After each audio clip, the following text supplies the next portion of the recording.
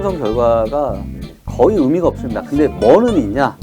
어떤 데이터들이 이제 앞으로 공부하고 난 이후에 좀 도움이 될 것 같습니다. 19년에 처음 시작하면서 그때부터 딱 제일 힘들었던 데가 2번 있었는데, 자, 그럼 공인중개사 사무실 하나가 커버하는 인구 숫자가 나올 거잖아요. 대한민국 1등이 어디냐?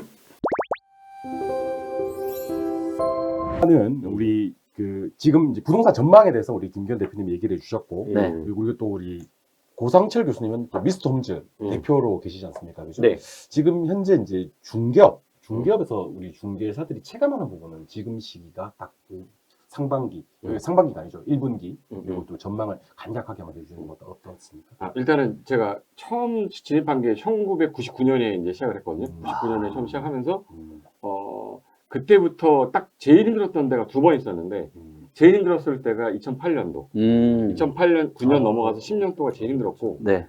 그 다음으로 제일 힘들었던 데가 2023년. 23년, 작년에서 올해 넘어올 때. 그러니까 이 2번이 제일 힘들었는데, 그 기간이 이번엔 너무 긴 거예요. 그렇죠. 그때는 되게 짧았거든요. 솔직히 맞아요. 순간 내려갔다 다시 급상승을 하면서 거래가 또 많아졌는데, 네. 한 6개월에서 한 1년 정도 힘들었던 것 같은데, 지금 제 체감 난이도로 봤을 때 기간은 여기 지금 거의 1년 반이 넘었고, 이제 2년 차 돼가는 느낌이야. 엊그저께 저희 파트너스가 있는데, 이거 지역을 얘기하는 건 아니지만, 인천의 루원시티 쪽에 계신 파트너스 분인데, 창업하신 지 1년 좀 넘었어요. 1년 넘었는데, 그 세대가 2300세대인가 그런데, 네. 2300세대인데 1년 동안 거래가 3건인가 4건밖에 없어. 아이고. 그래 이제 거기는 이제 정주형이 많은 거지. 음. 그러니까 정주하고 뭐 유동이 많지는 않았던 것 같은데, 근데 그 안에서 중개사무소가 30개가 넘거든요. 30개가 넘는데 2개, 3개가 거래됐고, 이제 임대차는 있었지만 매매가 없었다는 거야. 그러니까 많이 힘들었다는 거지. 제가 근데 그런 큰 단지가 그 하나뿐만이 아니라 다른 지역도 마찬가지거든요. 그렇죠. 그러다 보니까 이제 창업하시는 분의 비율이 저희가 처음 시작했을 때 비율이 이렇게 우상향으로 갔었거든요.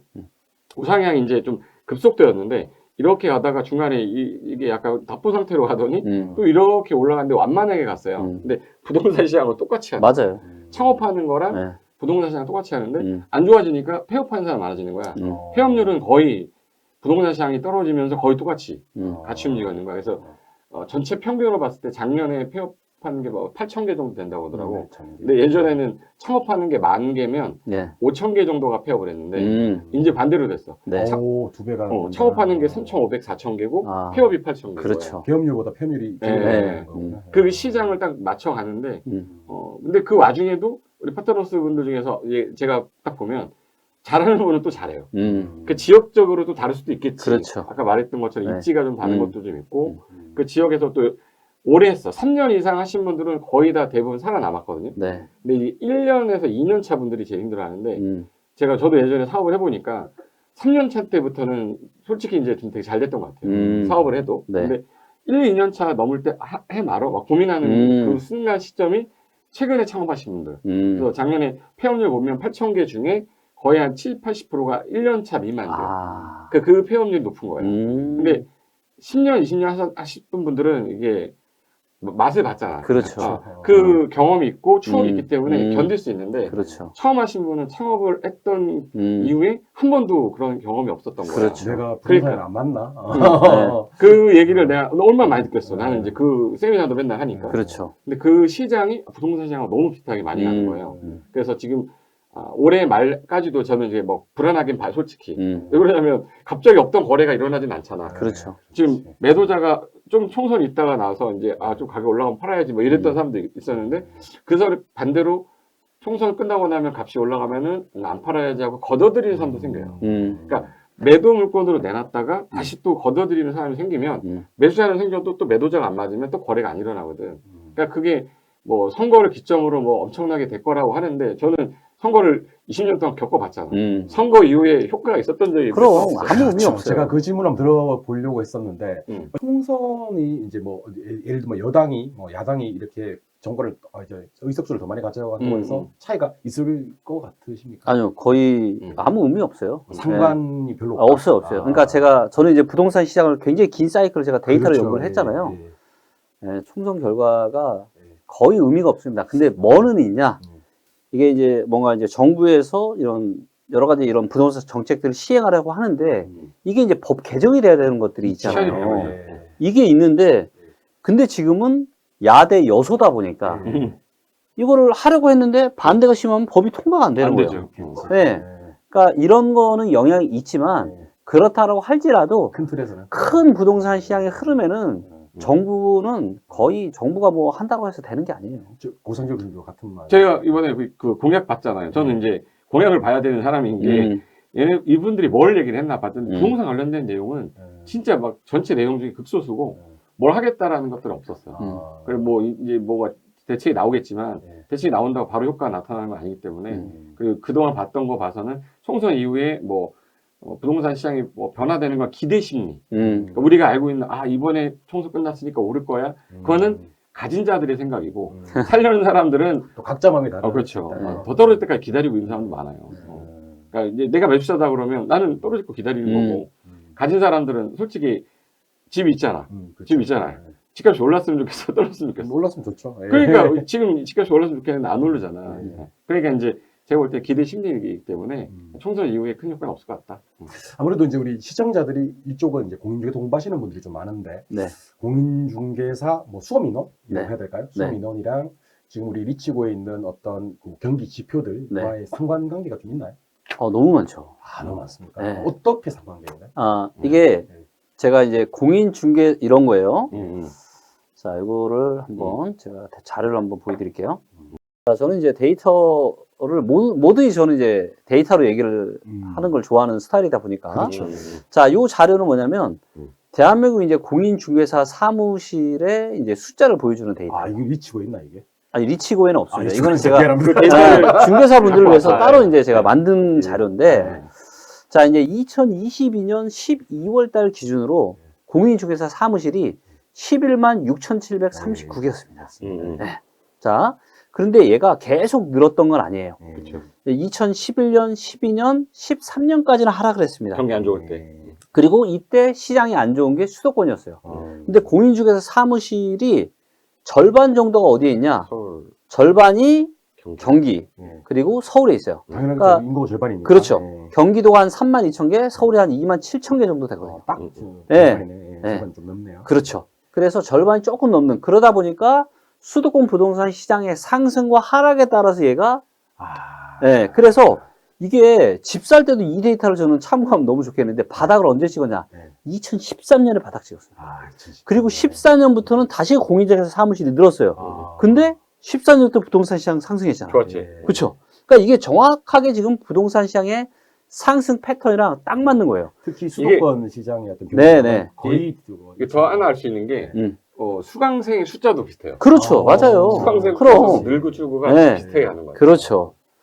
자, 그리고 요게 언제부터 고점 찍었냐? 21년에 고점 찍었습니다. 21년에. 네. 그러니까 21년에 딱 고점 찍고 22년은 더 이상 증가 안 했고 23년부터 이제 하락한 거죠. 그때 당시 신청 인원이 40만이 거의 가까이 됐던 시점이었기 때문에 네, 네. 자, 대학 수능 다음으로 많이 받는 그렇죠.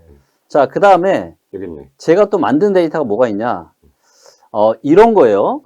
자, 이 공부하시는 분들은, 자, 공인중개사 내가 만약에 이거 시험 합격해서 내가 공인중개사 사무실을 차리면, 나 어디쯤에 차려야 되겠다는 생각을 머릿속에 다 있으시겠죠? 당연히 있죠. 예, 그쵸? 당연히 있죠. 자, 이름까지 정해놓더라고요. 그쵸. 예. 근데 보통 어느 지역에서 공인중개사 사무실을 오픈하죠?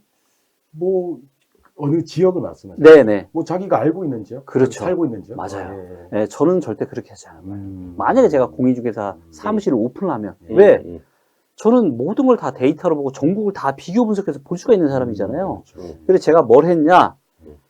자, 그 지역의 인구 숫자, 예. 그 다음에 그 지역의 공인중개사 사무실 숫자를 비교했어요. 아, 자, 그럼 공인중개사 사무실 하나가 커버하는 인구 숫자가 나올 거잖아요. 마치 우리 요즘에 많이 비율을 많은 따지는 이제 거지. 한 의사가 몇 명의 진료를 볼 수 그렇죠. 있는 그렇지. 어. 비율을 따지는 거지. 따졌더니 대한민국 1등이 어디냐? 강원도 동해시입니다.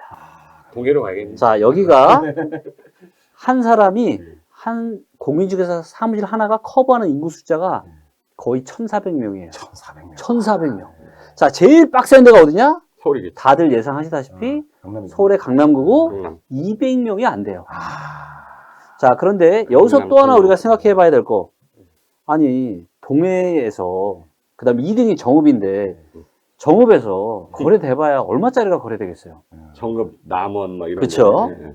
예, 금액이 또 중요하잖아요. 그치. 자, 그래서 당연히 이걸 또 데이터로 제가 다 만들었죠. 금액까지도. 예. 아, 자, 그래서 궁금하네요. 자, 건당 거래 금액을 일단 데이터를 뽑았을 때 건당 거래 금액. 건당 거래 한 금액이 건당 금액. 그렇죠. 한 건당. 예. 한 건당 거래 금액이 가장 높은 데가 어디냐? 강남? 강남. 그렇지. 2등이 서초. 그치. 제일 가- 비싼 곳이니까. 그렇죠. 강남이 얼마예요? 8억. 8억. 그렇죠. 자, 결국에 중개 수수료가 정해지는 건 뭐예요? 금액. 거래 금액. 그쵸. 이거에 따라서 하기 때문에 건당 거래 금액 큰 데를 가야 되는데 여기는 경쟁률이 치열하잖아요. 빡세, 막 힘들어. 예. 자, 그래서 그 다음 데이터를 제가 만든 게 뭐냐? 중개 사무소당 거래 금액을 봤어요. 건당 거래 금액이 아니라 이거 좋네. 중개 사무실 하나당 사무소당 거래 금액이 거래. 얼마인지. 이게 대박이네. 자, 이거는, 자, 이 데이터는 제가 2022년도에 데이터를, 22년, 한 1년만 가지고 한 거고, 건물, 토지, 아파트, 오피스들 모든 거에를 다 합한 거예요. 평균값이겠네, 그죠? 예. 자, 그렇기 때문에, 이 지역이 무조건 좋은 건 아니에요. 예, 혹시라도 이야기 듣고, 여기 가서 지금 혹시 하면 안 오픈하시는 되시죠. 분 계실까봐 제가 이런 말씀 드리는 거고, 자, 1, 2, 3등이요. 제가 이걸 데이터를 만들고 제가 너무 놀래가지고 막 몇 번을 체크를 했는데, 이게 진짜 맞는 거예요. 자, 건당 거래 금액 2022년 1, 2, 3등이 누굴 것 같아요? 1, 2, 3등. 네. 지역을 얘기하시는 거죠? 네, 한번 대충 얘기해 보세요. 아까 저기 지방을 얘기하셨으니까 네. 저도 강원도 쪽이 1등이 아닐까. 그 땅 거래가 많은 곳 아니에요? 와, 땅이 뭐, 비싸니까. 냄새 좀 맡으신 거죠? 네. 야, 역시 우리 어.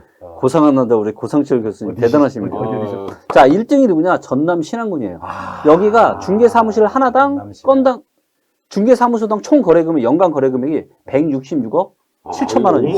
어마어마한데? 자, 2등이 누구냐? 강원도 양양군이고요. 3등이 울릉군이에요. 울릉군. 울릉도가 땅 거래가 엄청 많았었어요. 4등이 누구냐? 분당구예요. 분당? 분당? 분당. 뭐가 있었지? 4등이 분당. 그 다음에 5등이 서초야. 아. 그 다음에 서초 다음에 누구예요? 음. 강원도 정선군입니다. 그래서 양양이랑, 강원도가 두 개나 들어가네요. 예. 아. 자, 이거는 우리가 데이터를 보기 전에 상상도 못할 일이잖아요.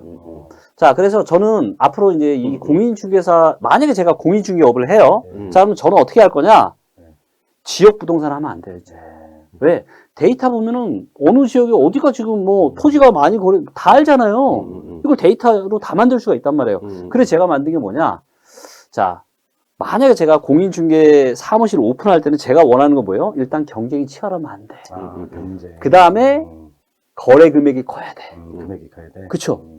자, 이런 데가 꿀 빠는 데 아니에요, 소위? 그렇죠. 경쟁도 치열하지 않은데 거래 금액이 커. 그렇죠. 그래서 이거를 제가 시각화해서 만들었습니다. 그래서 여기 보면 음. 원의 크기가 중개사무소당 거래 금액 크기예요.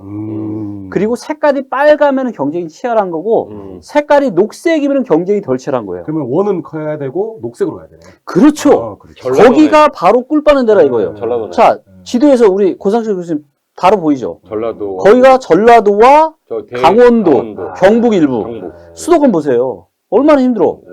자, 원의 크기 어때요? 원래도 훨씬 더 작네. 야, 물론 22년도 데이터만 본 거예요. 자, 그렇기 때문에 이런 거예요. 많은 분들은 그냥 내가 열심히 하는 것만 생각한단 말이에요. 내가 공인중개사 공부 열심히 해서 그냥 내가 아는 동네 가서 그렇지. 한다. 이거는 뭐냐? 이거는 그냥 내 인생을 운에 맡기는 거라고 봐요. 제가 인생을 바라보는 관점에서 봤을 때. 만약에 저는 공인중개업을 하면 절대 그렇게 하지 않겠죠. 김기현 대표님은 제가 봤을 때 다른 데 떠돌지 마시고 이쪽에 중개 쪽에 몰빵을 하시면 아, 그럴까요? 네. 이쪽에 몰빵하시면 내가 보니까 네. 여수가 관심 있었는데 여수가 네. 생각보다 여수 보세요. 여수가 녹색이 얼마나 진해요. 이렇게 지난주에 여수 땅 샀거든요. 야. 여수 땅 산 게 네. 여수 바다 보이는 곳인데 법정 지상권이 있어요. 있는데 이건 해결할 수 있을 것 같아서 샀는데 우와. 등기를 오늘 신청했어. 이야. 그래서 내가 여수를 계속 보고 있거든요. 그래서 자꾸 여수를 여수를 여수는 지금. 거기 네. 사무실에 해도 되거든. 그때 좋지. 그렇죠. 자, 이 그래서 데이터 정말 좋은 데이터 같네요. 이런 거예요. 그러니까 뭐냐면 이 데이터 저는 그렇게 생각을 해요. 그러니까 내 인생에 영향을 미치는 그리고 부동산에 영향을 미치는 데이터를 이제는 다 취합을 할 수 있는 시대가 됐잖아요. 그러니까 요리를 만드는 걸로 따지면은 뭐 야채부터 고기, 소스까지 다 가지고 오는 거야. 그리고 이거를 나만의 비법으로 이런 빅데이터 시스템을 만들면 부동산 중개에 있어서도 굉장히 파워풀한 게 할 수가 있다는 거죠. 지금 이렇게 영상을 보고 계신 시청자 여러분 중에서 네. 나는 혹시 뭐 지방을 가도 된다. 나는 지방을 가도 된다. 나는 좀 약간 원래 좀 약간 자유로운 영혼이다. 그렇죠. 보헤미안 네. 그런 영혼이라면 이렇게 양양 얼마나 좋아요. 요즘에 너무 좋죠. 핫플레이스잖아요. 그렇죠. 양양 뭐 여수 이런 데 엄청 많지 양양 않습니까? 땅값은 서울 땅값이에요 지금. 그러니까요. 예. 그리고 이게 뭐가 가능하냐? 자, 예를 들면 이런 거예요. 제가 하면, 제가 제 예를 들어볼게요. 제가 직접 해보진 않았지만, 자, 일단, 저는 사무실을 강남에 차릴 겁니다. 네, 강남에 일단 차릴 거고, 하지만 데이터로 다 보잖아요. 예를 들면, 양양에 갑자기 토지거래가 늘어. 뭐지? 뭐 있나? 그러니까, 이런 거죠. 자, 부동산을 거래하시는 분들이 원하는 건 뭐예요? 이 거래를 통해서 돈 버는 거 아니에요? 그렇죠. 예. 그쵸? 매도자 수저 그렇죠. 자, 대한민국 지금 토지든 건물이든 아파트든 지금 돈 될 데가 어디야? 근데 여기에서 가장 중요하게 봐야 되는 데이터 중에 하나가 거래량입니다. 자, 원래는 거래량 이 정도밖에 안 되다가 갑자기 특정 지역의 거래가 이만큼 늘어요. 그렇죠. 자, 이거는 무슨 얘기예요? 뭔가 있다는 얘기 거기에. 그렇지. 선수들이 지금 어떻게 보면 주식으로 따지면 매집을 한 거야, 선수들이. 그렇죠. 정보를 이렇게 많이 알고 있는 그렇죠. 집단에서. 자, 그러면 예를 들어서 양양이라고 쳐볼게요. 그러면 저 같으면 바로 양양, 뭐 부동산 호재, 양양 일자리, 이렇게 다 훑어볼 거란 말이에요. 뭐야 이거? 진짜 뭐가 있네? 자, 그럼 저는 뭐 하면 돼요? 내가 서울에서 중개업 하지만 나를 믿고 신뢰하는 이런 자산가들이 좀 있을 거 아니에요? 불러다가 지금 양양이 이만저만하고 요만저만 하니까 이게 땅을 사든 뭐 하든 내가 데이터 근거에서 이야기해 줄 수가 있잖아. 컨설팅을. 그렇죠. 그리고 그 지역에 있는 현장에 중개사무소와 협업해서 공동 중개하면 되잖아요. 그러니까 이제는 저는 이런 식으로 가야 되지 않나, 공인중개업 자체가. 그래야 내 동네 부동산의 어떤 흐름에서부터 자유로울 수 있고 훨씬 더 성장하고 발전할 수 있다는 거죠. 그게 이제 뭐 일반론적인 얘기가 아니라 네. 데이터가 뒷받침해 주니까. 그렇죠. 우리 수험생들이 맞아요. 입장에서도 데이터가 뒷받침한다면 네. 나는 그런 의향도 있다. 그렇죠. 할 수 있겠네요. 그래서 이제 제가 생각하는 게 뭐 지금 이제 메가랜드랑 좀 하는 거니까 또 메가랜드는 워낙 또 이런 중개 이런 시험 쪽 하잖아요. 근데 제가 생각한 게 뭐 어느 정도 시점이 적절하면은 이런 거를 뭔가 이런 빅데이터 부동산 뭐 분석 뭐 자격증 뭔가 이런 민간 자격증 하나 만들어서 같이 협업을 해서 해봐도 좀 좋겠다. 네, 이런 생각도 좀 들고 있습니다. 팀장님 적어가지고. 네. 한 번 더 어떤 자격증을 만들까? 쉽게 말하면 이제 부동산 빅데이터 전문가 과정 뭐 이렇게 해가지고. 그렇죠. 부동산 빅데이터 전문가. 그렇죠. 내가 중개를 하는데 그냥 이것만 가지고 하는 거는 이거는 너무 근데 이것도 너무 좋으세요 지금. 이제 한계가 좀 있잖아요. 한계가 있죠. 네. 그렇기 때문에 이거는 이제 알아서 잘 하시면 알아서 되는 하는 거고 거고. 예, 맞습니다. 거기에 근거가 되는. 예를 들어서 제가 지금 설명을 하는데 이런 거 근거 없이 제가 말로만 떠들어요. 이거는 믿어 못 믿어가 되는 거잖아요. 그렇죠. 근데 명확한 데이터와 근거를 가지고 이야기를 하면은 그럼 고객이 이걸 듣고 신뢰를 하고 판단은 누가 하는 거예요?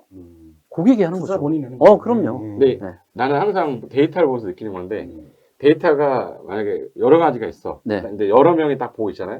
그거 해석하는 능력도 되게 중요하고. 중요하죠. 상당히 중요하죠. 네. 그거를 키워야 되는데. 그렇죠. 그래서 그런 과정들이나 이런 게 필요한 그래서 거죠. 제가 처음에 이제 우리 그 김기현 대표님 모셨을 때 네. 사실은 이게 내 머릿속에 있는 게 잘 구현이 안 된다고. 왜냐하면 전공자가 아니면 네. 이걸 어떻게 만들면 더 효율적으로 만들고 어떻게 만들면 이 가독성도 있어야 되잖아요. 그렇죠. 이게 딱 봤을 때 네. 이렇게 일목요연하게 맞아요. 아까 말씀드렸던 녹색, 빨간색 네. 원이 크고 작고 네. 그럼 뭐만 보면 된다라고 딱 정해줄 수 그렇죠. 있는 그런 능력이 있어야 되는 건데 맞아요. 이렇게 우리 그럼 이과시겠네. 그렇죠. 저는 수학이랑 컴퓨터 사이언스를 예. 전공했으니까 우리 이과죠. 문과들은 네. 어떤 프로그램을 해야 될지를 그렇죠. 나 이과. 나 이과. 아니 근데 이게 보자마자 바로 알았어. 근데 세상이 잘 모르겠어. 이게 또 이과만 가지면 안 돼요. 이게 그렇죠. 예. 이게 항상 조화가 중요하기 예. 때문에 밥은 문과로 먹고 살아요. 밥은 문과로 먹고 눈은 또 이과고 예. 야, 다 갖춘 남자. 하나 정해. 왜 그래? 그 데이터 딱 보면 네. 이 사람이 뭘 만들려고 했다라는 게 보이잖아. 딱 저거 보면서 이제 동그라미 큰 걸 봐야 되는데 딱 보니까 오늘 특이했던 게 네. 난 경북에 저렇게 진한 동그라미가 있을 거라고 생각했거든요. 맞아요. 아니 저도 제가 이거를 보고 너무 놀란 거예요. 막연하게 생각한 거랑 너무 다르다라는 거죠. 일단 이런 게 어떤 의외성이 있네 보니까. 의외성이 있죠. 데이터라는 건 네. 우리가 일반적으로 그럴 것이다라고 생각했던 게 반드시 일치하지 않네요. 이거 그러니까- 수치와 답이잖아. 그렇죠. 그러니까 제가 부동산 시장을 제가 데이터로 분석한 지가 벌써 한 9년째 돼가고 있잖아요. 근데 제가 너무 놀라운 게 뭐냐면 여전히 대다수의 사람들은 그냥 말로만 하니까. 막연한 뭐 금리 떨어지면은 부동산 올라갈 거다. 인구와 일자리 몰리는 수도권만 계속 좋을 거다. 뭐 이런 막연한 맨날 그쵸. 언뜻 들어본 그런 거 있잖아요. 그러다 맞으면은 내가 맞췄다 그러고. 그러니까. 네, 근데 제가 데이터를 저는 그런 걸 아예 믿지 않습니다. 왜? 저 진짜 실패하기 싫거든요. 아니, 명확한 근거와 팩트가 있어야 되잖아요. 그렇기 때문에 이런 것들을 이런 빅데이터 리치고라는 시스템 안에 다 녹여낸 거죠. 네.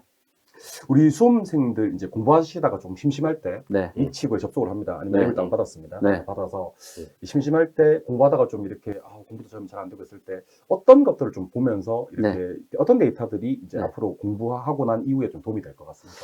그건 따로 한번 강의를 해야겠다. 그게 이제 살짝만 사실 반만 좀. 너무 많은데, 너무 자, 많은데 일단, 두 가지 정도만 아주 가볍게 이제, 한번, 네. 자 이제 리치고를 이제 웹으로 지금 이제 웹으로 웹사이트로 한번 아주 이제 재밌고 예. 의외의 결과물을 뽑아낼 수 있는 거. 한번 들어왔습니다. 이제 보이시죠? 예.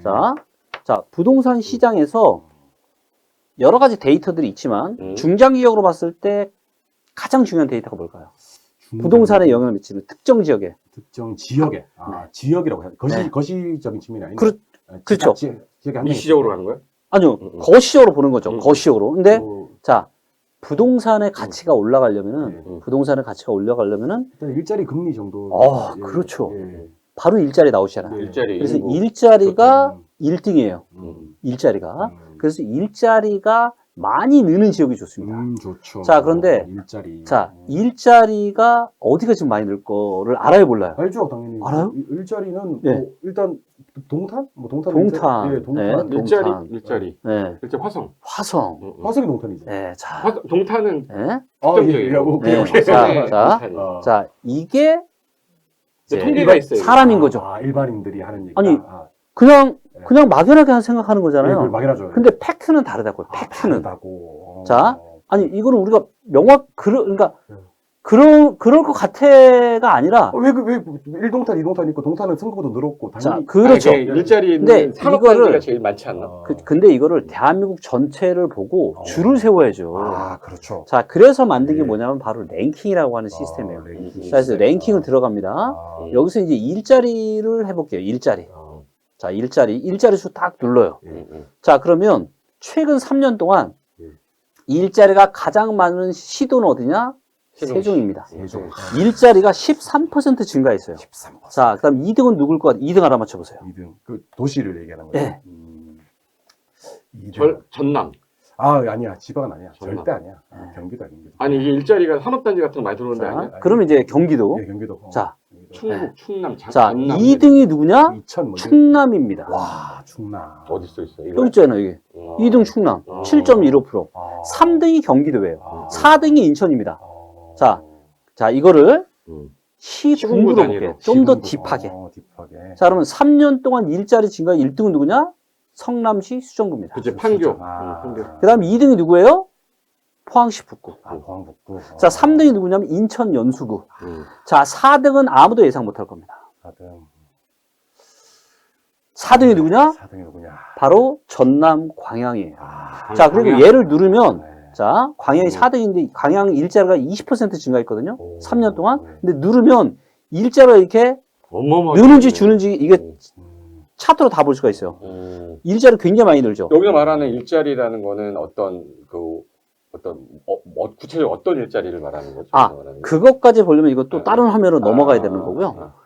자, 일단 여기로 봤을 때 광양 일자리가 엄청 많이 증가하고 있습니다. 자, 평택이 지금 5등인데, 자, 평택은 최근에는 일자리가 어땠어요? 좀 줄었다가 지금 다시 좀 증가하고 있잖아요. 이걸 보니까 조금 그래. 그쵸? 자, 6등이 아산이거든요. 아산 일자리는 어때요? 아산 어마어마하네. 어마어마하죠. 자, 이거를 그러니까 그러니까 증감률도 좋지만 딱 얘를 눌러서 추세가 어떤지를 보면은, 자, 이걸로 놓고 봤을 때는 광양과 아산이 짱입니다. 그쵸? 자, 그러면 일자리가 늘어나. 왜 늘까요? 뭔가가 있겠죠? 그렇죠. 그럼 이제 찾아보는 거예요. 광양 일자리, 광양 부동산 호재, 아산 뭐 일자리. 찾아보면 이유가 다 있을 거예요. 무조건 뉴스 검색이 되겠네. 그렇죠. 그래서 저는 제가 부동산 좋은 지역을 제가 검색을 할 때 이렇게 일자리부터, 그러니까 이런 거죠. 자, 우리가 사람을 볼 때 음. 성격도 보고, 음. 능력도 보고, 체력도 보고, 인성도 보고, 외모도 보고, 여러 가지를 다 보잖아요. 그렇죠. 그 사람을 판단을 할 때. 자, 근데, 사람마다 기준이 다를 거예요. 그렇죠. 나는 성격부터 볼래. 나는 외모부터 볼래. 나만의 기준을 가지면 돼요. 그렇죠. 근데 그게 뭐 외모 데이터가 일자리일 수도 있고, 체력 데이터가 뭐 입주 물량일 수도 있고. 그럴 수 있죠. 그래서 여러 가지. 사람을 종합적으로 분석하듯이 부동산도 그 지역에 영향을 미치는 다양한 데이터들을 가지고 하나씩 들어가는 거예요. 그 시작은 그게 뭐 일자리가 될 수도 있고, 뭐 학군이 될 수도 있고. 예를 들면 특히나 이제 지방의 아파트 시장에서는 학군이 너무 중요하거든요. 그렇겠죠. 자, 그럼 어디가 학군이 좋은지를 알 수 있어요? 예, 다 알 수 있어요. 자, 여기 이제 학군 랭킹 있죠. 자, 여기 들어가 볼게요. 그럼 자, 광양의 학군을 한번 보자. 아, 광양에? 오케이, 보자고요. 자, 광양이라고 그럼, 예, 여기서, 전라남도. 전라남도, 전남. 고삭철수. 예. 나 여수 샀는데. 광양. 근데 여순광이 똑같잖아요. 자, 바로 자, 바로요. 그러면, 자, 광양에서 우리가 특목고 진학률, 특목고 자사고 진학률을 보면은, 광양 마동초등학교가 1%예요.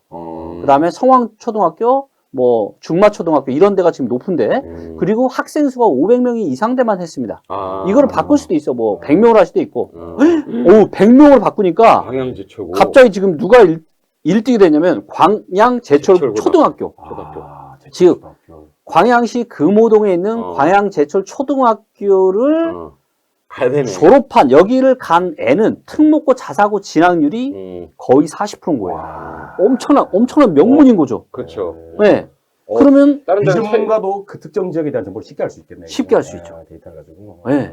그래서 이런 식으로 모든 걸 이렇게 다 데이터화 시키고 시스템화 시키고 랭킹화 시키고 이런 거예요. 그러니까 저는 얘만 있으면 어디든 다 임장 가지 않아도 그냥 다 체크가 다 되는 거예요. 이 영상 보시는 분들 중에서 이제 공부 너무 안 될 때, 또 네. 공부 잘 될 때는 잘 열심히 하시고, 네. 너무 안 될 때는 리치고 웹에 들어가셔가지고요. 네. 우리 일자리하고 네. 학군 한번 심심할 때마다. 네, 근데 네. 너무 깊이 빠지면 못 보는 겁니다. 그래서 우리 무슨 말이 있냐면 리치고에 미치고라고 있어요. 아, 그렇죠. 리치고, 네. 그래서 진짜. 우리 리치고에 미치고 했잖아요. 네, 한 번 완전 빠지면 네. 진짜 미칩니다, 이게. 네. 미치고에 미치고야.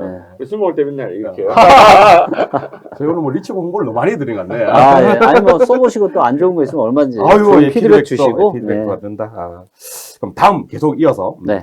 저희가 이제 한 3가지 정도, 4가지 정도 이슈에 대해서 한번 더 얘기를 해봐야 될 것 같은데, 네. 일단 첫 번째는 이제 가장 그 일기 신도시 포함해서 가장 큰 이슈가 재개발 재건축, 재개발 재건축, 그 다음에 GTX 관련 내용들, 그리고 이제 경매, 이렇게 한 3가지 정도로 한번 얘기해 보려고 하는데, 일단 최근에 이제 금리가 계속 많이 올랐었고, 뭐 사실 뭐 자이언트 뭐 스텝이라든지, 뭐 빅자이언트 스텝, 뭐 빅스텝까지 해서 금리가 최근에 많이 올랐었는데, 그래서 그러다 보니까 이제 경매 물건, 이 경매에 대해서 우리 고성철 교수님하고 우리 또 김기원 대표님이 가지고 있는 생각. 아, 이거 내용이 어마어마하게 많은데, 그래도 뭐 시간이 또 정해져 있으니까 네. 수강문의도 상당히 많고 관심 있는 분들도 많은데, 경매 시장, 네. 시장에 대한 전망을 일단 고성철 교수님도 가볍게 한번. 일단은 위험하다. 지금 뭐 팔아라. 이런 얘기만 했지. 제가 무슨 기회를 온다. 이런 얘기는 최근에만 제가 하고 있는데, 기회가 어디서 오냐고 제가 이야기를 하냐면, 강의해야 되는데 강의 자료가 하나 있어야 될 것 같아서 낙찰받는 순서 만들어 보려고 했는데 그 물건이 딱 나온 거야. 와.